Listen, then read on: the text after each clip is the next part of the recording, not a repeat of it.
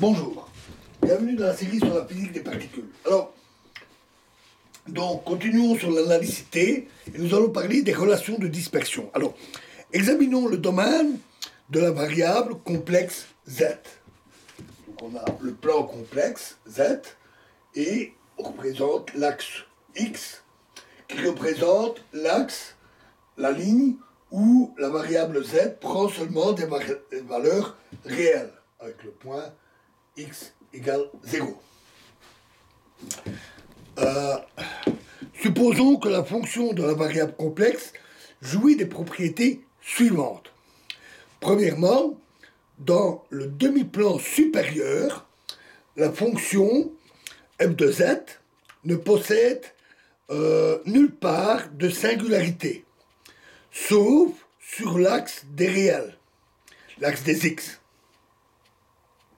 Deuxièmement, f de z tend vers 0 lorsque z tend vers l'infini.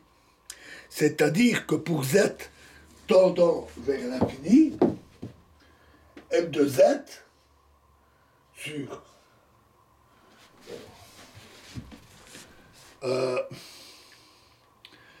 f de z sur z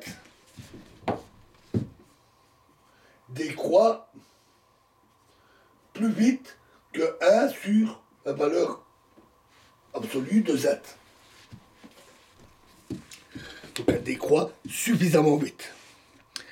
D'après la condition 1, on peut choisir le contour C comme ceci, très proche de l'axe des réels, et un demi-cercle de rayon R.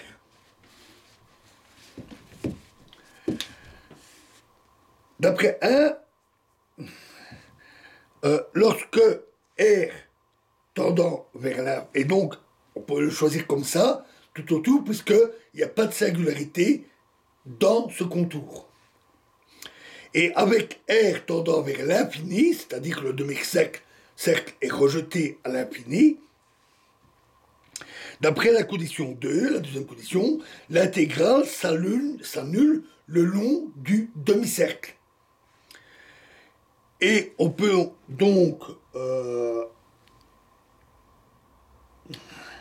et donc, cette partie peut être négligée. Il reste alors, pour le contour, uniquement la ligne ici, séparée d'une distance, on va dire, epsilon.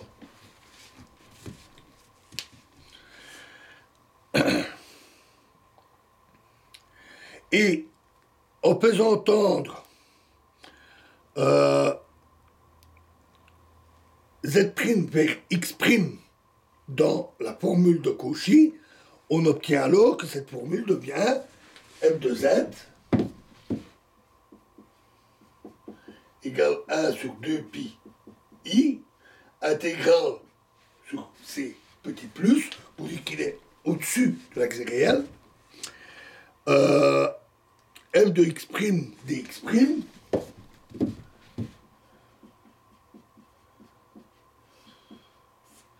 sur z' moins z.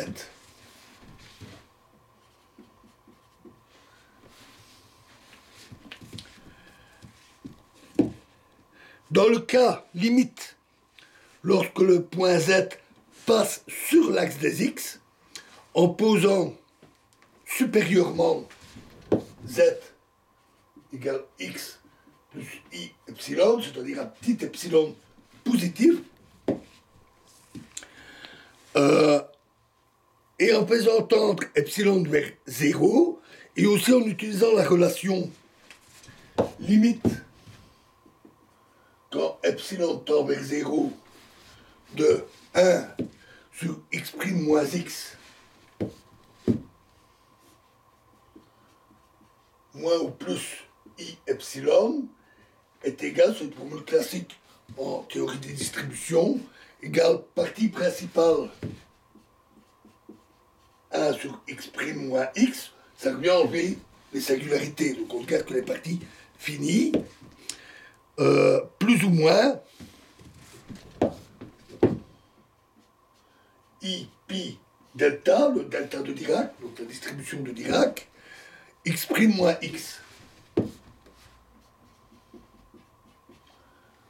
Donc, en gros, ceci, c'est 1 sur x' moins x, sauf en 0, où on a une distribution directe, 1 divisé par 0, en somme. Donc, il vient, au lieu de la relation de Cauchy, on trouve que f de x est égal à partie principale sur 2pi intégrale de moins l'infini à plus l'infini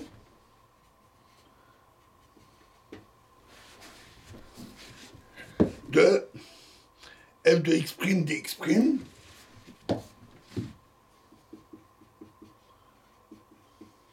sur x' moins x plus 1 demi f de x.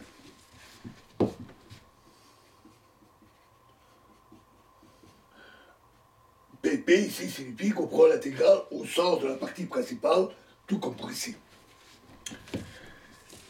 Ou encore que f de x est égal à pp sur pi i, intégrale de moins l'infini à plus l'infini, de f de x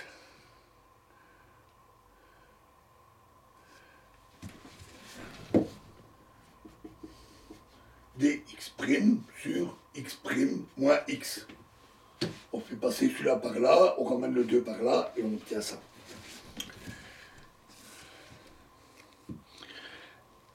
Cette intégrale est effectuée le long de l'axe réel des x, et en prenant les parties réelles de cette relation, on aboutit à la relation entre les parties réelles et imaginaires de la fonction f de x. Parce que x réel de la fonction f reste une fonction complexe.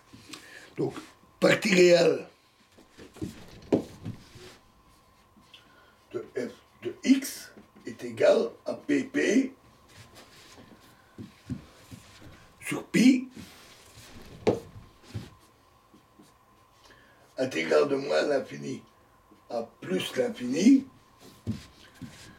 de imaginaire, partie imaginaire f de x' dx' sur x' moins x. On peut le réécrire à l'aide de cette relation-là, et ça devient partie réelle de f de x égale limite quand epsilon tend vers 0 de l'intégrale de 1 sur pi, pardon, intégrale de moins l'infini à plus l'infini de partie imaginaire f x' dx' sur x' moins x moins i epsilon, qui a une forme un peu plus habituelle. Ce type de relation est appelé relation de dispersion. Fait le lien entre les parties imaginaires et réelles. Rappelons-nous, nous avons déjà trouvé des contraintes fortes sur les parties imaginaires grâce à l'unitarité. Ici, on trouve des relations reliant les parties réelles et imaginaires, appelées relations de dispersion. Il est évident que ces relations comportent des fonctions qui dépendent seulement de la variable réelle. Alors, dans la suite, nous admettrons que epsilon tend vers 0 de manière supérieure, donc à valeur positive, et nous ne l'écrivrons pas sous forme explicite. Là, de supprimer ça, et ça deviendra évident. On sait qu'on doit rajouter moins i epsilon et prendre la limite.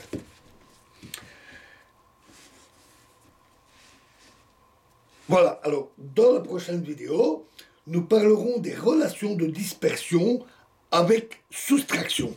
Je vous remercie.